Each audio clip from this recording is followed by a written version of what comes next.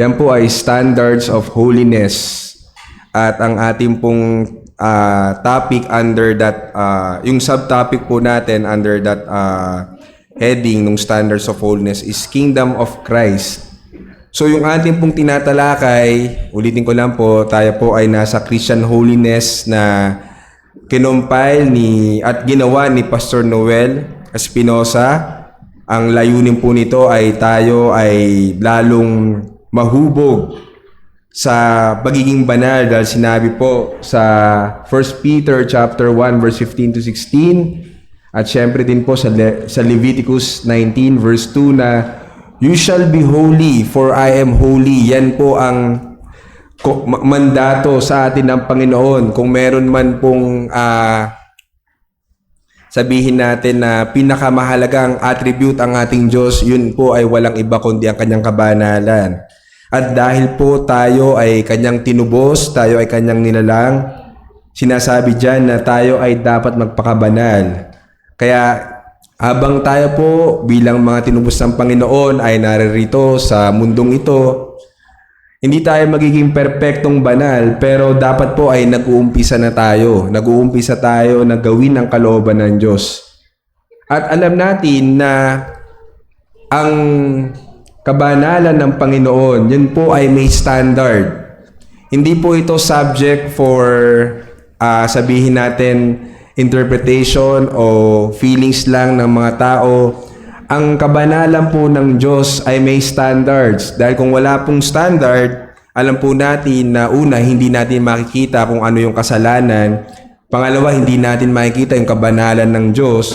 At di natin makikita yung kanyang hinihingi sa atin. Kaya meron po dapat standard. At ang standard po mismo ay ang ating Diyos. At yun ay kanyang ipinahayag, malinaw, sa kanyang salita sa pamamagitan po ng batas o yung Decalogue at yung Ten Commandments. Kaya dyan po tayo nag-discuss nung nakaraan. At ngayon naman po, ang ating pag-uusapan ay yung Kingdom of Christ. At napakaganda po, very timely yung topic dahil kanina po sa preaching ng ating pastor, madalas pong nabanggit na tayo ay nasa karean ng ating Panginoong Jesucristo. Kaya nangangahulugan, kaya parte po ito ng standards ng holiness, yung Kingdom of Christ. Dahil tayo po bilang mga tinubos, bilang mga nasa kaharian ng ating Panginoong Jesucristo, meron pong mga, sabihin natin, mga attitude, mga character na hinihingi sa atin. Kaya nga po yung Beatitudes yung sinisiris po ni Pastor, no? Parang B, attitude, yung ano dapat yung maging attitude mo. At dapat maunawaan natin yon na bilang tayo ay kabilang sa paghahari ng Panginoon sa mundong ito, merong inaasahan sa atin. At kung atin yun makikita ng lubos, yun ay makakatulong sa atin na lumakad ng may kabanalan. At dito po, yung pag-uusapan po natin sa pagkakataong ito, yung mga konsepto o sabihin natin yung definition. Ano ba yung pag sinabing Kingdom of Christ? Titingnan po natin kung saan ito nasa Biblia, ano yung mga maling konsepto tungkol dito, at paano ito makakatulong sa atin sa paglakad po natin sa kabanalan. So, ang ating pong text ay nasa Acts chapter 2 verse 30 hanggang 31. Ang sabi po doon ay God has sworn with an oath to him that he would set one of his descendants on his throne.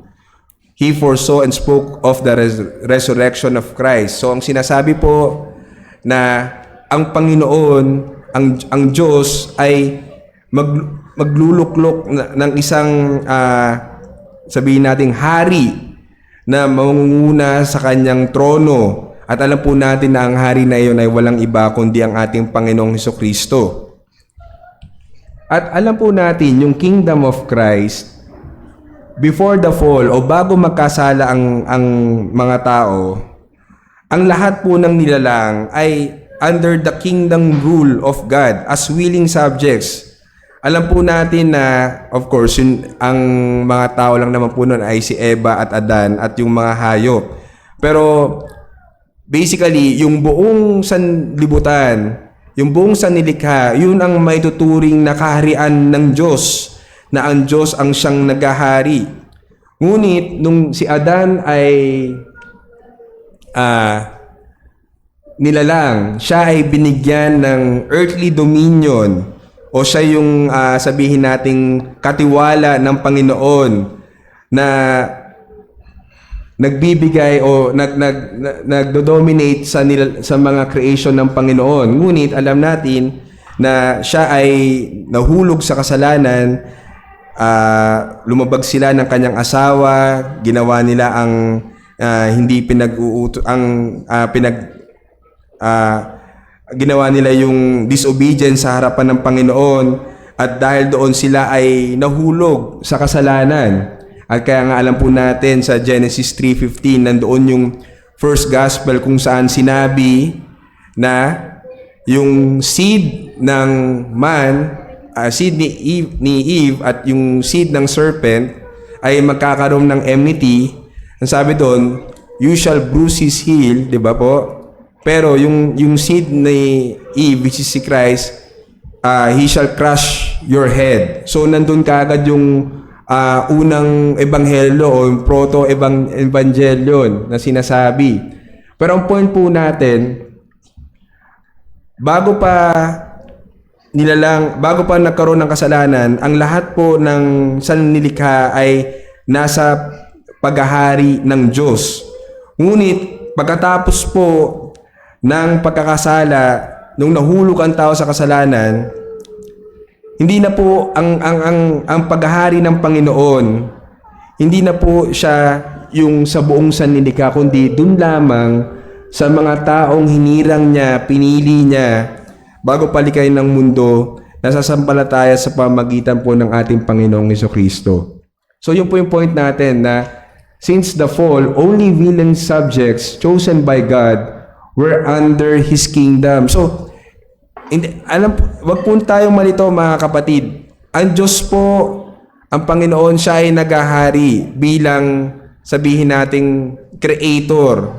Tama po, sa Kanya itong buong sanlibutan na ito. At siya ang sabihin natin, ang nagmamanage at gumagawa ng lahat. Ngunit, yung sinasabi ditong kingdom niya, ito po ay specific sa mga believers. Dahil alam po natin na, at titingnan natin mamaya na may dalawang, sabihin natin, may dalawang naghahari, yung kingdom of this earth and kingdom of God. At mamaya titingnan po natin yan. Pero, nung nahulog po ang tao sa kasalanan, hindi na ngayon lahat ay nasa paghahari ng Panginoon. Yun lamang pong mga sumampalataya sa Kanya. Yun nga po yung kaninang preaching natin. So, alam po din natin na the prominent kingdom of God, ito po sa first bullet, in the Old Testament was the nation of Israel. Basahin po natin yung Exodus. Ito po yung sinasabi sa Exodus.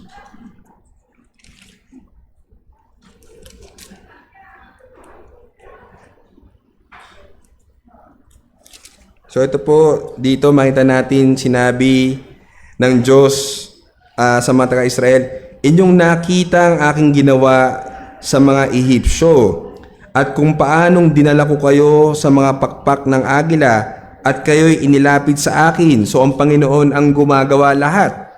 Kaya't ngayon, kung tunay na inyong susundin ang aking tinig, at tutuparin ang aking tipan, kayo ay magiging aking sariling pag-aari, na higit sa lahat ng bayan, sapagkat ang buong daigdig ay akin. No, yung buong daigdig na po, yung sinabi natin kanina ay sa Diyos yan. Ngunit yung kanyang special na pagpili sa kanyang covenant, yun po ay yung nation na Israel. Kaya verse 6, ano pang sabi? Sa akin kayo ay magiging isang kaharian. Yun, yung kingdom ng mga pari at isang banal na bansa. At ito ang mga salitang sasabihin mo sa mga anak ni Israel. So doon nakita natin na yung kingdom ng Diyos doon sa Old Testament, yun po ay yung bansang Israel, kanyang pinili. Ngunit alam natin, yung bansang Israel kung saan doon din nanggaling si Haring David, yun po ay nag-apostate, yun po ay tumalikod. Alam natin maraming pagsuway ang bansang Israel at basically nawala yung paghahari ni David o yung mga linya. Ngunit alam natin na bago pa man mangyari iyon, bago pa man sabihin natin na si David ay bumagsak at I think ang last king ng Old Testament is sino po bang last king ng Old Testament? Si letter Z po ang umpisa nun eh. I think si Zephaniah po eh.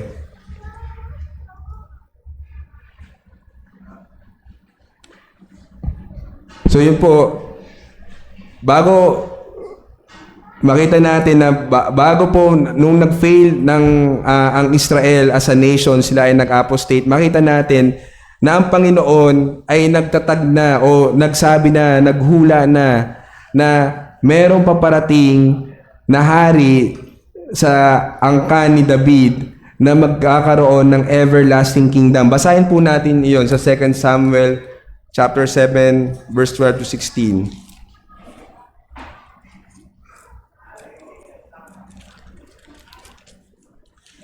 Sinasabi sa 2 Samuel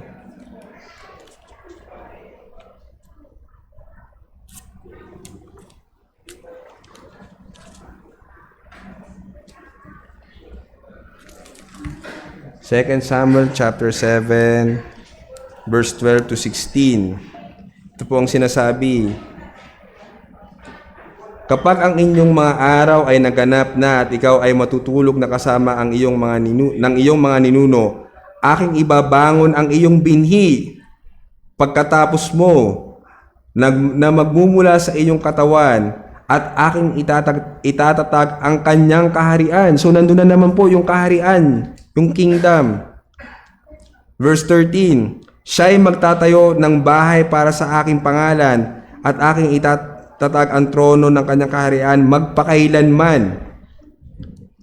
Ako'y magiging kanyang ama at siya'y magiging aking anak. Kapag siya'y gumawa ng kasamaan, parurusahan ko siya ng pamalo ng mga tao at ng panghampas ng mga anak ng mga tao. Ngunit hindi ko aalisin sa kanya ang aking tapat na pag-ibig, gaya ng pagkaalis nito kay Saul na aking inaalis sa harap mo. Ang mga sambahayan at ang inyong kaharian ay matitiwasay magpakailanman sa harap ko. Ang iyong trono ay matatatag magpakailanman. So, a coming son of David became the Old Testament hope. Dahil alam po natin nga, sumablay si David pero nandoon yung hope. Anong sabi sa Isaiah 9:7?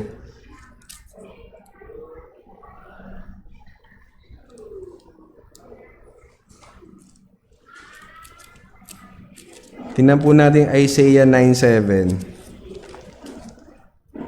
Ito po ay palaging binabanggit every papalapit ang Christmas eh. Yung Isaiah 9:7. Ito po yung isang ang paglago ng kanyang pamamahala at ng kapayapaan ay hindi magwawakas sa trono ni David at sa kanyang kaharian upang itatag at upang alalayan ng katurungan ng katuwiran mula sa panong ito hanggang sa magpakailaman. Isasagawa ito ng sigasig ng Panginoon ng mga hukbo. So makita po natin mga kapatid na yung kaharian ng Diyos ay yun po ay nagsimula una sa Israel sa pamagitan po ng paghahari ni Haring David. Ngunit yung totoong yung pagkapatuloy ng kaharian ng Panginoon mula sa Israel hanggang patungo po sa iglesia, yun po ay magkakaroon ng katuparan sa ating Panginoong Hesukristo. So yun po yung gusto nating sabihin, na the resurrection of Christ as fulfillment of the kingdom. So again, ulitin ko po mga kapatid, i-recap ko lang po yung pinag-uusapan natin na una, ang paghahari ng Diyos, siya ay naghahari sa buong sanlibutan, nahulog ang tao, Therefore, ang kaharian ng Panginoong Jesucristo ay siyang hindi na sa lahat. Kumbaga, ang pinag-uusapan po natin hindi yung hindi siya yung sabihin natin na hindi kinokontrol ng Panginoon ang lahat ng bagay. Of course, kontrolado po ng Diyos ang lahat ng bagay. Pero ang sinasabi lang po natin yung kingdom of Christ. Yung kingdom, yung paghahari ng Panginoon.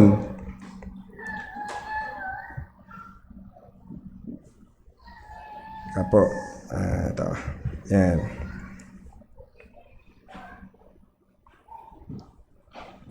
At yung pong kingdom na yon ay alam natin na fulfill sa pamagitan po ng ating Panginoong Jesucristo, yung kanyang pagdating dito, yung kanyang pamumuhay at most especially po yung kanyang muling pagkabuhay.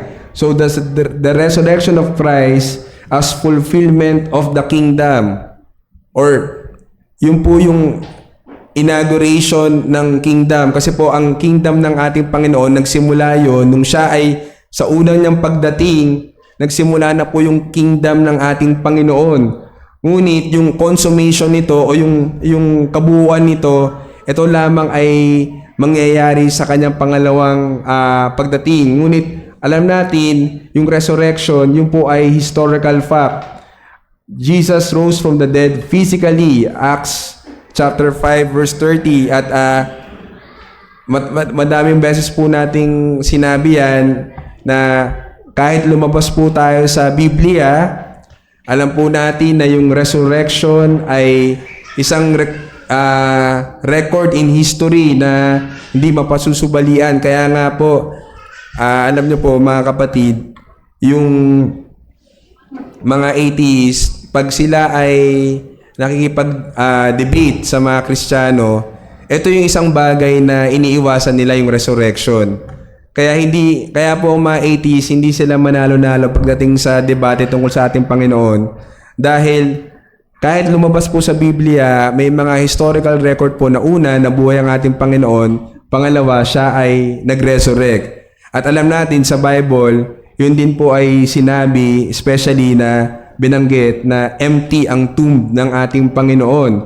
So, napaka-importante po nung resurrection because His resurrection became the installation of Jesus as King. Ito po ang sabi sa Acts chapter 2. Basahin ko po.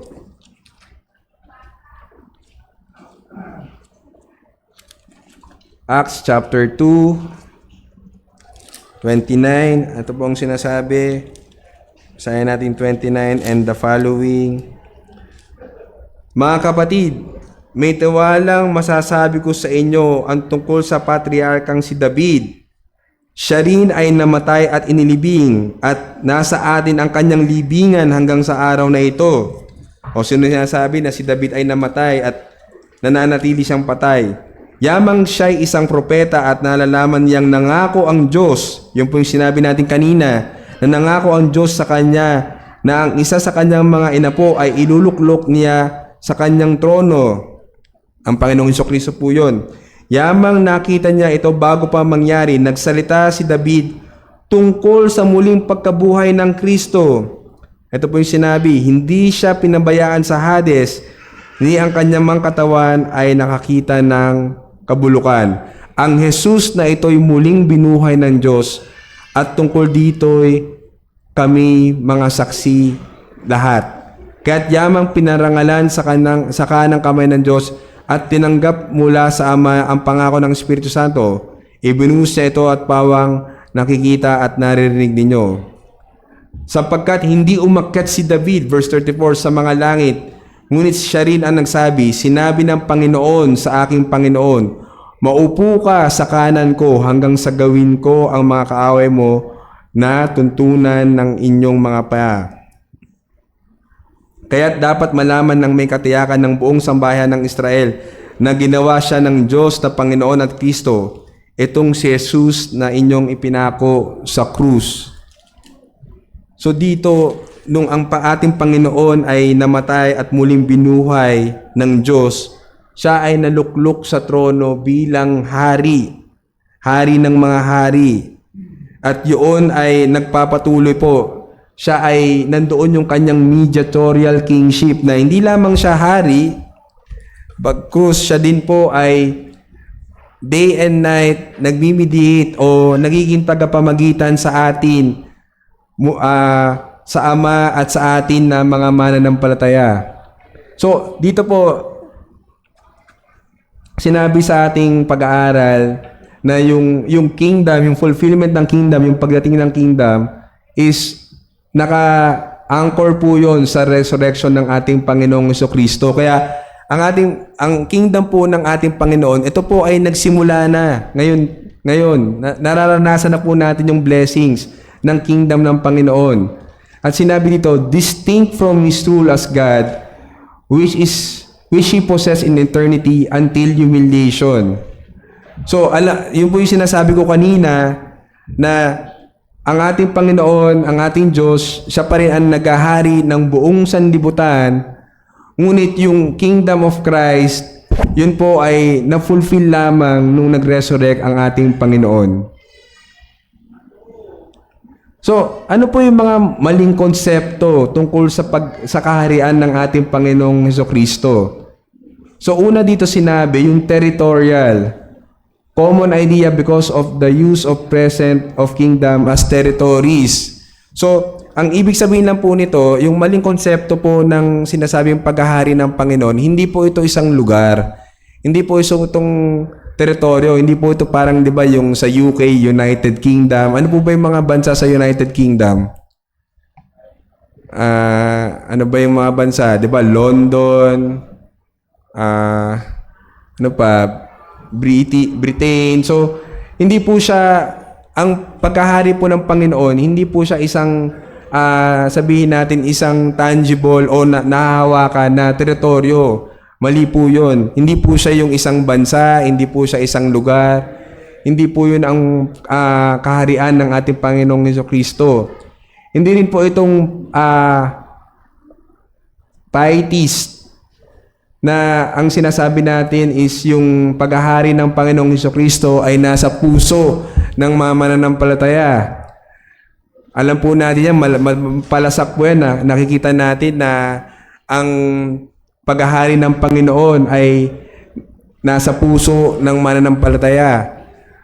Totoo po yun. Sabi dito sa bullet natin, sa sub-bullet natin, it is true that Christ's rule must govern believers, but it is a result of the kingdom. Ang ibig sabihin po, kaya po tayo lumalakad ng may kabanalan, kaya po tayo sabihin natin sumusunod sa ating Panginoon, hindi dahil yung kingdom of Christ is nasa puso natin, kundi po tayo ay nasa kingdom of Christ and therefore bilang mga subjects, mga willing subjects ng Panginoon sa kanyang kaharian, tayo po ay lumalakad ng may kabanalan. So malinaw po ba yun? Na again, yung kingdom of Christ po na dati naririnig natin, especially sa mga ibang iglesia na yan ay nasa puso mo, hindi po. Wala po sa puso natin ang kaharian ng Panginoon. Tayo po, as a whole person, tayo po ang nasa kingdom ng Panginoon and therefore, yung ating pong puso ay binabago niya. Yun po ay result na dahil tayo ay nasa kanyang kaharian. The kingdom of Christ is as singular and as objective as the Davidic kingdom. So, ibig sabihin po, ito ay iisa lamang. Ito ay sabihin natin na hindi subjective sa ating mga puso, sa ating nararamdaman. Ngunit tulad ng nakaraang covenant, yung sa Davidic covenant, yung Davidic kingdom, ganoon din po ang paghahari ng ating Panginoong Jesucristo.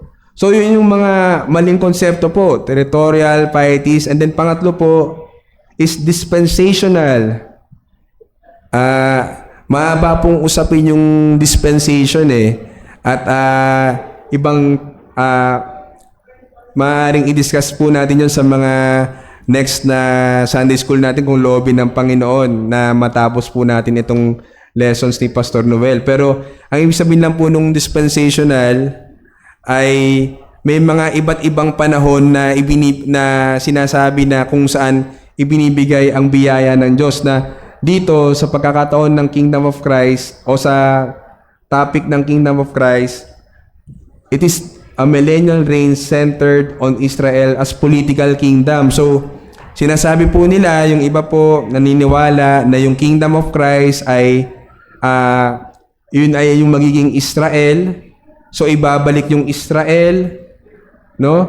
At doon na sasabihin natin na sila ay magiging magaling na bansa ulit, a great nation. Pero, kung yun po ay totoo, it will require the return of Israel, form of worship and sacrifices, which is contrary po sa scripture dahil alam po natin na yung mga promises ng Israel ay na-fulfill na po sa church. Basahin po natin yung Galatians 6:16. Galatians 6:16.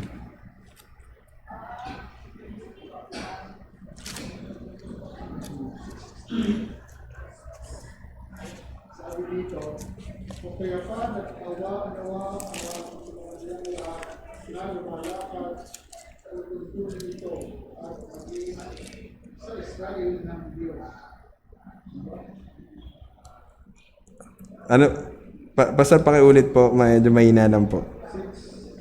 Galatians 6:16, opo.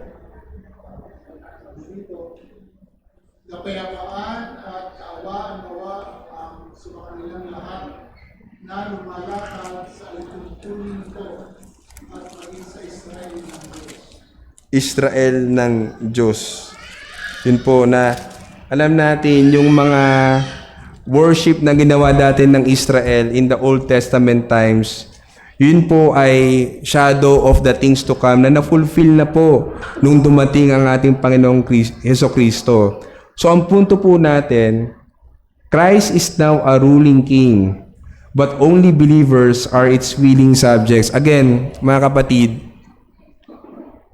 ang paghahari ng ating Panginoon, yun po ay hindi sa pangkalatan, kundi ito lamang ay sa mga mananampalataya na hinirang pa by grace through faith.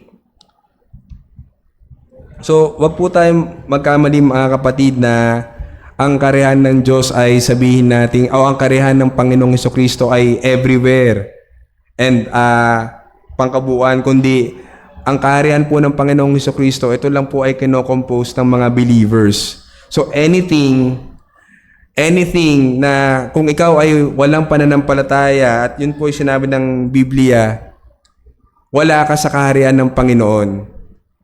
Kaya nga sinabi po strive to enter the kingdom of God. Strive to enter the narrow gate. So, ibig sabihin po, hindi lahat ay nasa kaharian ng Panginoong Jesucristo. At sinabi rin po sa Galatians din, yung work of the flesh, na po, na yung mga covetous, mga idolaters, mga sexual immoral, mga liars, anger, malice, they will not enter the kingdom of God. So, hindi po lahat ay nasa paghahari ng ating Panginoong Jesucristo. At alam po natin, ito yung sinasabi po natin kanina, na may dalawang kaharian dito sa mundong ito. Una, of course, yung kingdom of Christ, and then the kingdom of this world. At dahil po may dalawang kaharian, yung bawat kaharian na yon ay merong mga sabihin nating spesipikong mga bagay, katulad ng merong silang sariling age at meron din silang sariling forces or powers. So, there are two ages. The kingdom of Christ belongs to age to come, breaking into this age. So, yung panahon po ngayon, this age, ito yung sa mundong ito, everything that is fallen, yung kasalanan, yung paghihirap, yung pagkatalo ng mga ibang mananampalataya ng Panginoon. So dahil alam natin sa mundong ito maraming pagsubok, nandito yung tribulation, nandito yung challenges. Pero yung age to come is everything that is of salvation, redemption, and victory. Ito yung age na kung nasaan yung kingdom ng ating Panginoon ay naroroon. So, in the old scheme or in the Old Testament, ang sinasabi po, this age will terminate when the Messiah comes and the age to come will begin. But with the coming of Jesus Christ, this change, ano po yung change? The blessings of the age to come have already been inaugurated in this age, but it will yet be consummated at Christ's return. So already and not yet, nandoon yung, ang ibig lang po sabihin nito mga kapatid, nung dumating ang ating Panginoong Jesucristo, nung unang pagdating niya, yung kanyang paghahari ay nagsimula na. Bagamat naghahari ang kadiliman sa mundong ito, alam po natin yan, the prince of the air, na po, yung kingdom of this world, the ruler of this world, nandito po. Nung dumating ang ating Panginoong Jesucristo, yung age na yon, yung this age, yun po ay napasa ilalim nung age to come. No po? So, ibig sabihin lang, yung panahon, yung age ng ating Panginoon, yung age to come, nandito na rin po. Kaya nga po, dito sa ating next point, dahil may dalawang ages and meron silang dalawang puwersa, meron pong tension sa ating buhay. Naiintindihan niyo po yung kinalalagyan natin ngayon na kumbaga nung dumating ang paghahari ng ating Panginoon, yung kanyang kaharian at tayo ay napabilang doon, nandoon pa rin po yung na tayo ay nasa imperfect na world pa rin at nandun din naman yung kaharian ng kadiliman. Kaya ngayon tayo ay may conflict. Meron pong conflict yung dalawang kaharian at lagi silang hindi sila magkakasundo kahit kailan. Tayo po bilang mananampalataya, lagi nating i-share yung gospel. Tayo ay nag-i-strive na mamuhay ng may kabanalan. Ngunit dahil tayo rin ay nasa age nung dark forces, tayo ay naiimpluwensyahan, tayo ay tinetempt na magkasala. So, dahil may dalawang kaharian dito sa na nagko-conflict dito sa ating kinalalagyan, makikita natin nandoon yung sin and holiness. So, hindi po ito ibig sabihin may dalawang nature tayo na meron tayong holy nature at meron tayong sinful nature. Hindi po, isa lang po ang nature natin, yun po yung human nature. But dahil nga nasa dalawang ages tayo na nagbabanggaan, naiipit po tayo sa gitna, tayo ay sabihin natin nag-i-struggle. So the believer in his whole person is both righteous and sinner still until glory. Sino po yung nagsabi niyan na, tingnan ko lang po yung notes ko. Ano yung sinabi ni Martin Luther tungkol dyan, yung Latin phrase? Alam to ni Brother Mark eh. Yun, simul justus et peccator, na just and sinner at the same time. Yun po yung kalagayan ng isang mananampalataya ngayon, na tayo ay just. Yun nga po, kanina sinabi ng ating pastor sa kanyang preaching, yung imputed righteousness, yung forensic na righteousness, yung perfect righteousness ng Panginoon ay ibinigay na sa atin bilang mananampalataya. Therefore, judicially, isabihin, pag tayo ay humarap sa hustisya ng Panginoon, hindi na tayo hahatulan dahil yung righteousness ng Panginoon ay nasa atin na. So, positionally, sa langit, tayo ay dineklara ng righteous. Pero dahil tayo po ay nasa sanlibutan pang ito, tayo ay sinner pa rin. Nandun pa yung remnant, nandun pa yung remaining, ano man tawag doon, yung indwelling sin na naroroon pa rin. And dahil nga tayo ay nasa dalawang age na nagko-conflict with each other. So, ang punto po natin, it is the whole person of the believer that must be governed by the kingdom. So, mga kapatid, bago po tayo magpatuloy, siguro ang isa pong hamon sa atin, sinabi po natin may dalawang kingdom. Kingdom of Christ and kingdom of this world. Wala pong gitna. Wala pong gitna, mga kapatid, mga kaibigan. So ang tanong, nasa ang paghahari ka? Nasa ang kingdom ka? Kasi kung wala ka sa kingdom ng Panginoon, nasa kingdom ka ng kaaway. Nasa kingdom ka ni Satanas. At kung nasa kingdom ka ni Satanas, hindi natin kahit kailanman ma-attain yung holiness na hinihingi ng Panginoon. Dahil kung babalik po tayo ulit, ang standard po ng holiness, ang standard po ng salvation ay hindi yung ating sariling paraan, kundi yung paraan ng Diyos. Kaya nga po niya binigay ang ating Panginoong Jesucristo. Kaya maganda pa lang po, ngayon pa lang i-examine na natin kung nasaan kaharian tayo. Dahil kung hindi po natin yung alam,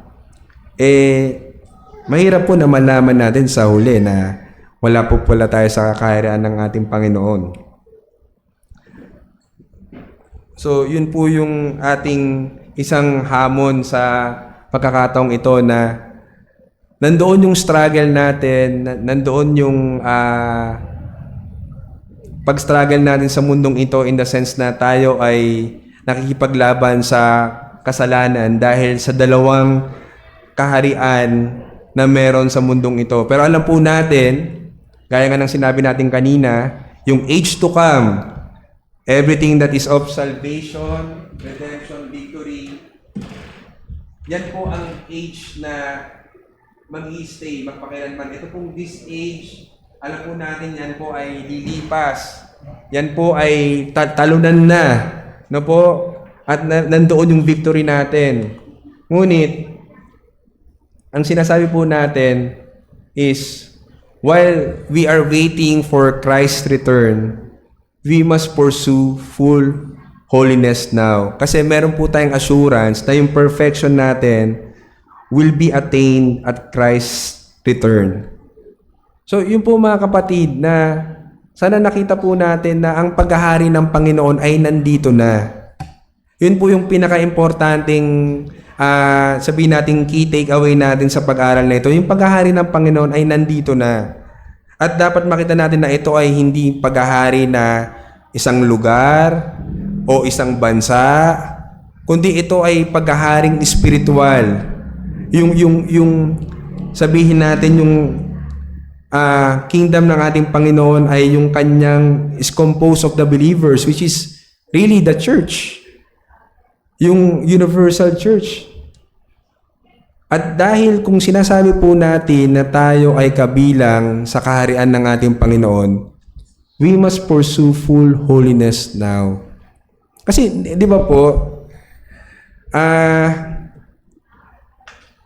siguro di ko alam kung meron po ba kayong example na isang, sabi natin, nakilala nyo isang, di ba po sa ibang lugar, may kanya-kanya silang gawi, di ba po? Kunwari, pag ikaw ay taga ganitong lugar, bawal sa inyo ito. O kaya, ganito dapat ang ginagawa mo kung ikaw ay kabilang sa ganitong bansa.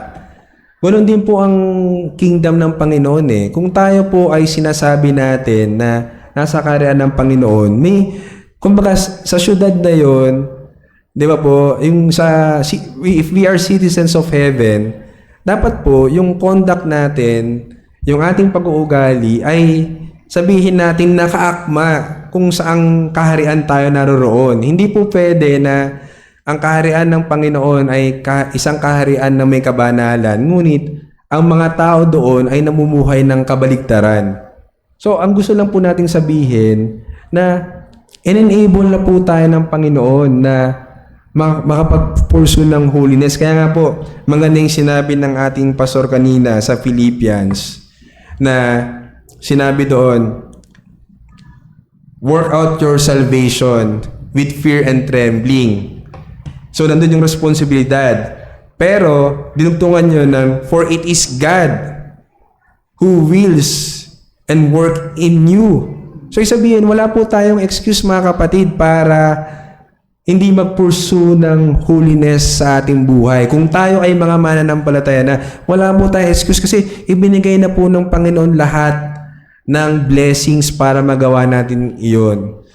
So ang problema na lang po, sa totoo lang mga kapatid, tayo po ay nagiging lax, nagiging tamad, and worse, tayo po ay nagiging prideful kasi alam niyo mga kapatid, isa po sa mga malaking balakid na nangyayari para hindi tayo makapag-pursue ng holiness. Yung pride po in the sense na sinusukat po natin yung sarili natin sa ibang tao. Alam niyo po yun? Minsan, madali po tayong sabihin, ay, si ano din. Ako, palagi ako nagbabasa ng Bible. Si ganyan, hindi naman yan nagbabasa masyado ng Bible. Hindi naman yan, kumbaga, hindi naman yan lumalakad sa ano. Hindi po, tinitingnan po natin yung ating kabanalan sa isang pamantayan na pangtao. Pero kung babalik po tayo, ang pamantayan po talaga ay ang ating Diyos. Kaya, again, yung challenge po natin is to pursue full holiness. So, full holiness now. Perfection will be attained at Christ's return, which is sure. Na po, dahil yung kingdom niya, sinabi natin, nagsimula na at yung full consummation noon ay pag dumating muli ang ating Panginoong Hesukristo.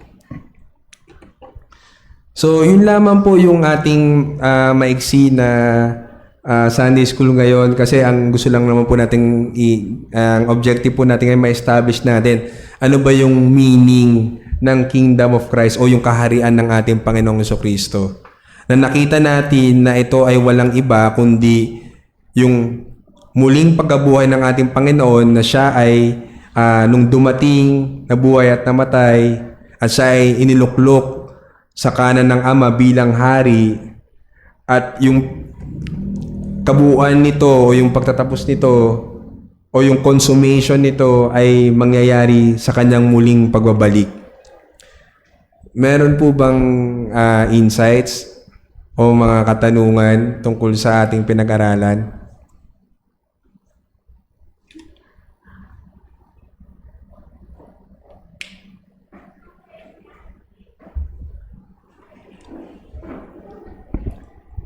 So, mga kapatid, maganda na masubaybayan po natin yung series ni Pastor kasi yung pong Beatitudes, yun po ay kingdom attitudes. Yun po ay kingdom character. So, kasabay po yun ng ating Sunday School na yung kingdom of Christ ay in-expect sa atin, tayo ay dapat nakita natin yung bankruptcy natin, tayo ay nagmo-mourn sa ating mga kasalanan, tayo ay meek. And then kanina, ano po yun, yung kanina, tayo ay nag-hunger and thirst sa righteousness. So yun yung mga katangian na nasa kingdom ng ating Panginoon.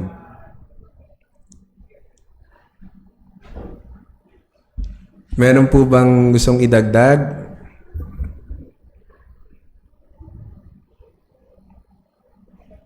O meron pong tanong? Pastor, baka may gusto pong magtanong. Kayo na po sumagot. Hindi po. Ang ganda po itong napag-aralan natin. Nakita natin yung faithfulness ng Panginoon na yung kanyang paghahari ay nung una pa lang kanya nang ginawa. At hindi niya hinayaan kahit nag-apostate yung Israel. Alam ng Panginoon ang mangyayari. Kaya dati pa man, inihula na sa binhi ni David, doon magmumula ang isang hari na mag-establish ng kingdom na everlasting, which is yun po ang ating Panginoong Hesukristo. Meron lang ako parang di naman warning. Meron kasi kung sa Opo. may kapatiran tayo po ng ating preso na meron silang kasama. Napakinggan niya yung turo ni Pastor Noel na two kingdoms.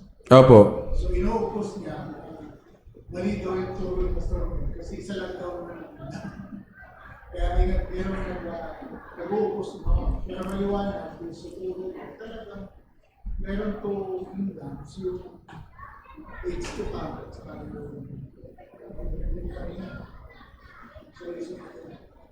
Opo. Kingdom of Actually, kinlaro po yun ni Pastor Noel eh. meron lang nag-ano kasi Opo. hindi naman sinasabi nilang report pero nire-reject nila yung teaching ng two kingdoms. Pero mali yun. Kaya nagulat lang yun sa Hanapin po natin yung... Hanapin ko...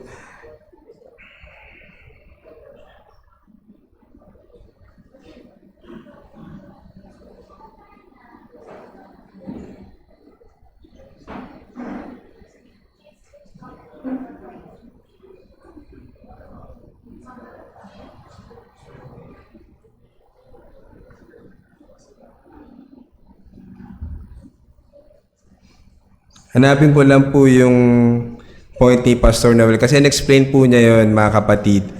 Na opo, ito pong buong sangnilika, ito po ay sabihin natin, nasa control ng Diyos. Hindi po idinideny yun. Hindi po ibig sabihin na limitado ang kapangyarihan at control ng Diyos sa creation. Yun po yung distinguishing factor. Yung buong creation po, yan po ay definitely ginogovern ng Panginoon. Opo. Pero sa spiritual na aspeto, no po, ang kaharian ng Panginoong Jesucristo na dumating nung ang ating Panginoong Jesucristo ay paulit-ulit po sinasabi na naparito at nabuhay, namatay at nag-resurrect. Yun po ay ang kabilang lamang po doon ay yung mga true believers. Yun po yung kingdom of Christ. So, opo, creation, lahat ng creation, buong creation, nasa paghahari at kontrol yan ng Diyos. Ngunit yung mismong mga kanyang bayan, yung kanyang elect, yung kanyang mga hinirang, yun po lang ang kabilang sa kanyang paghahari. Dahil talaga po may dalawang paghahari sa mundong ito eh. Talaga pong opo, yung Revelation 1:6 nandoon po 'yon. Kaya wag po tayong malito mga kapatid. Ang sinasabi lang po natin dito na yung kaharian ng Panginoon, diyan po tayo kabilang bilang mga mananampalataya. At dahil diyan tayo kabilang, syempre obviously, hindi na tayo kabilang sa kingdom of this world and therefore, yung asal po natin, kasi ang pinupuntahan po natin dito yung holiness eh. Yung asal natin, bilang kabilang sa kaharian ng Diyos, ano ba yung dapat na mga asal natin? At yun po yung,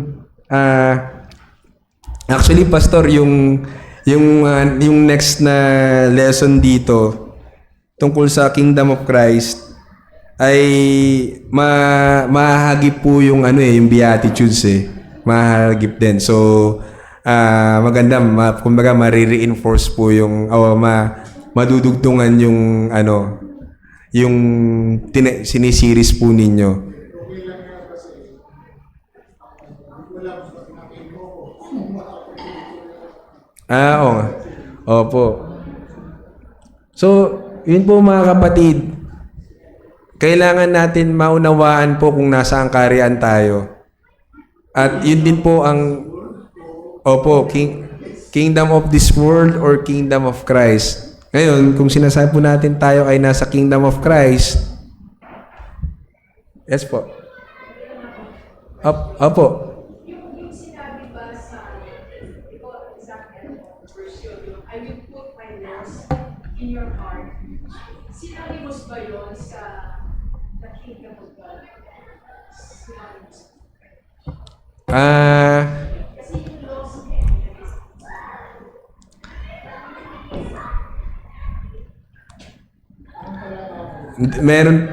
teka lang po Sakto kasi nabasa ko po yan eh. this week lang eh. Kaya lang hindi ko ma-recall eh. Pero hindi po siya, sabihin natin, magiging synonymous. Siguro po kung sabihin natin, kung i-relate natin, dahil nasa kingdom ka na ng Panginoon, and siya yung nag-govern sa'yo, therefore yung laws niya ay nandoon sa puso mo. Opo. So, kumbaga, di ba nga sinasabi natin minsan pag minememorize tayo by heart. By heart memorize natin. So,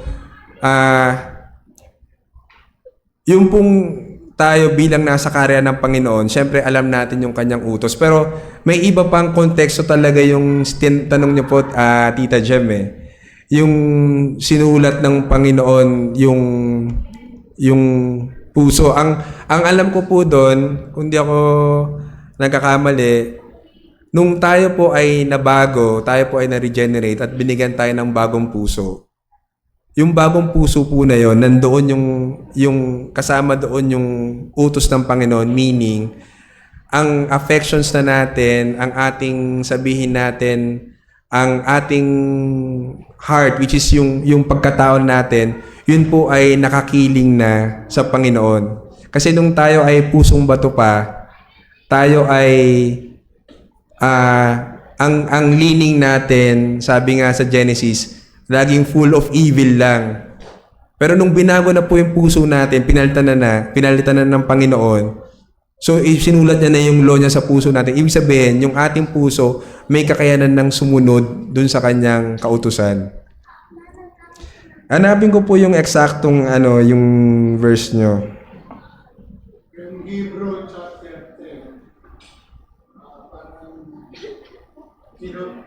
quotation nito ng Jeremiah, I think yun.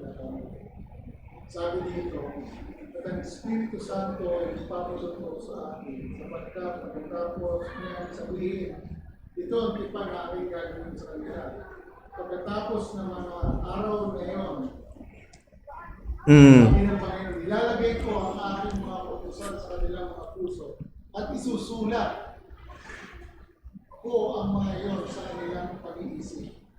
Opo. Kasi yung, kung alala po ninyo, in a way, medyo related siya kasi ang pinag-uusapan po doon ay Old Covenant versus New. Sa Old Covenant po, alam natin na ang law ay sa nasulat sa dalawang tableta.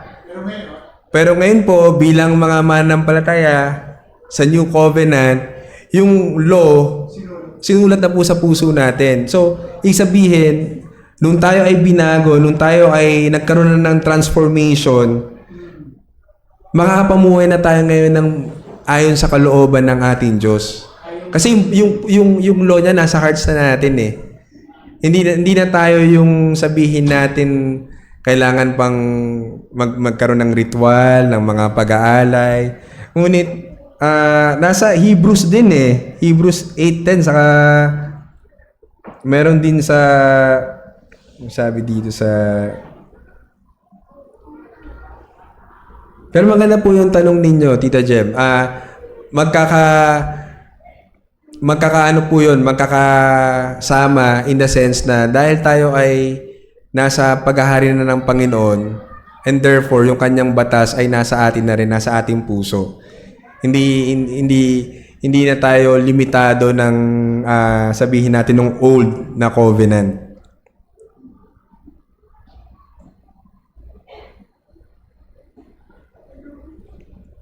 Sige po. Sinalala ko lang kanina, Opo. na hindi dahil sa yung kingdom ni God ay nasa ating puso. Kanina yung Opo. Kung yung pinupoint ko doon ay kaya nasa ating puso na yung kingdom ng Panginoon kasi laula mo tayo ang ating Hindi po, parang, kumbaga, ang gusto po natin ipunto doon, yung paghahari ng Panginoon, hindi nasa ating puso in the sense na yung kaharian nasa puso natin. Tayo ay nasa kaharian ng Panginoon. And therefore, yung ating puso ay, ito nandito siya eh. Yung ating puso ay gino-govern. So, yung puso natin binago dahil resulta po yun ng pagkahari sa atin ng Hindi Panginoon. ang kingdom, nasa puso. O hindi yung kingdom na nasa puso natin, na yung kaharian ng Diyos nasa puso lang natin. Tayo ang nasa kaharian ng Panginoon, hindi yung kaharian ng Panginoon ang nasa atin. Ganun po. Kasi resulta po lang siya ng kingdom eh. Kaya ngayon nabago yung puso natin dahil napabilang na tayo sa kaharian ng Panginoon. Kaya nakulit ko nga yun sa Opo, tama po. Na binago na ng Panginoon yung puso natin dahil ibinilang niya na tayo sa kaharian niya. Kasi dati po, di ba, sa mga, ewan ko kung charismatic po ba yun or sa ibang mga katuruan na ang kaharian daw ng Panginoon ay nasa puso natin. Sa totoo lang po, ang puso natin ay punong-puno ng kasalanan. Kaya hindi po pwedeng nandun ang kaharian ng Panginoon. Pero, di ba sabi nga po, saan po tayo transfer? From the kingdom of darkness to the kingdom of light. So, tinransfer po tayo eh. Nung tinransfer na tayo, inilipat na tayo sa kaharian ng Panginoon, nandun na yung bagong puso natin, nandun na yung bagong pagkatao natin. And yet, dahil nag-o-oppose nga itong two kingdoms na ito at tayo ay nasa state pa ng wala pa tayo sa glory, nandun pa rin po yung kasalanan natin na panakanakang sumusulpot. Siyempre po, ibang usapan na kung ikaw ay talagang lumalangoy at nag-enjoy sa kasalanan, wala po tayo sa kingdom of light nung kundi nasa kingdom of darkness. Kaya siguro po, isang malaking tanong na uulitin ko, nasaan kaharian ka? Kasi dapat alam mo yun. Dapat, ito yung, di ba nag-preach din si pastor na we need to examine ourselves. We need to test ourselves. Natin talaga natin kung nasa faith talaga tayo. Ang tanong naman nga, tingnan talaga natin kung nasa kaharian talaga tayo ng Panginoon. Kasi kung wala pa po, bukas pa po ang kaharian. Iniimbita po tayo ng ebanghelyo na to enter the narrow gate. Yung kingdom ng ating Panginoon ay naririyan. At kaya naparito ang ating Panginoon para ibilang niya sa kanyang kaharian yung mga sasampalatayan, yung mga hinirang mula pa ng nilalangang mundo. Pero ang kinukuman po sa atin is to repent and believe in the Lord Jesus Christ. So magandang challenge po talaga yun na makita natin na nasang kaharian kaya ako kabilang. Kasi wala pong neutral ground, sabi nga rin po sa Revelation, ano pong sabi, kung lukewarm ka, kung wala kang paninindigan, anong sinabi ng sinong church po ba yon? Yung lukewarm, yung maligamgam, sinong iglesia po yun? Laodicea? Ano daw po gagawin? Ay susukan ng Panginoon. So nandoon yung judgment na hindi pwedeng gumigit na ka lang. Wala pong gumigit na dito. So alamin po natin kung nasaan tayong kaharian. So meron pa po. Salamat po sa tanong nyo, Tita Jem. So mga kapatid, siguro as an encouragement, kung tayo po ay nasa kingdom ng Panginoon, bagamat tayo ay sumasablay sa ating mga kasalanan, kahinaan, nandun naman din po yung faithfulness ng Panginoon na tayo ay Kanyang patatawarin kung aaminin po natin yung kasalanan natin sa Kanya. So, sana naiintindihan natin na nandun pa rin talaga yung struggle sa kasalanan. Kaya, kailangan po nating mag-pursue ng holiness. Kailangan po talaga natin yan, mga kapatid eh. Hindi po tayo pwedeng maging kampante kasi ang kaaway ay parang leon na laging nakaabang sa atin. So, marami pong challenges. Ito man ay sa buhay, sa pagtatrabaho, sa pag-aasawa, sa buhay may asawa, sa buhay na kahit estudyante, nandyan po lahat ng challenges. Pero kinukuman po tayo ng Panginoon na be holy, for God is holy. So kung wala na pong tanong, tayo po ay mag-pray na. I-close na po natin yung ating Sunday School. Ama, salamat po Ama sa pagkakataong ito na nakita po namin, Panginoon, ang inyong kaharian ay nagsimula na, Panginoon, nung kayo ay naparito at nabuhay, namatay at muling nabuhay at ngayon ay nakaluklok sa kanan ng Ama upang isang hari na namamagitan sa amin. Panginoon, salamat po, nawa ay makita namin na ang realidad na kayo po ay naghahari na, Panginoon. Kayo ay naghahari, Lord, sa lahat ng mga mananampalataya. And therefore, Lord, bilang iyong mga subjects, Lord, bilang kabilang ng inyong kaharian, ay nararapat lamang po na ipursu po namin yung holiness, yung inyong kabanalan. Dahil, Panginoon, kayo ay isang banal na Diyos at ang inyong paghahari ay isang banal na kaharian. Kaya salamat po, Panginoon, nawa ay ma-challenge kami, makita namin, Panginoon, ma-check namin ang aming mga sarili at makita namin, Panginoon, na bilang kabahagi ng inyong kaharian, kami po ay binigyan nyo, Panginoon, ng kakayanan ayon lamang sa inyong biyaya na makapamuhay, Ama. At kung meron man po na wala pa sa inyong kaharian, Panginoon, salamat po dahil dinala niyo sila dito upang makarinig ng inyong salita, ng inyong ebanghelyo. Ang dalangin po namin ay kayo ang magbukas sa kanilang mga puso, Panginoon, at kayo rin, Ama, ang mag-transfer sa kanila mula sa kadiliman tungo sa kaliwanagan, Ama. Salamat po, purihin po kayo sa aming pag-aaral at sa amin rin pong pagkain. I-bless po ninyo ito. Salamat po sa inyong provision, sa inyong pag-sustain sa amin. Hindi lamang po sa spiritual, kundi pati sa material na pangailangan. Ama, kayo lamang po ang mapapurihan. Ito po ang aming dalangin sa pangalan ni Jesus. Amen.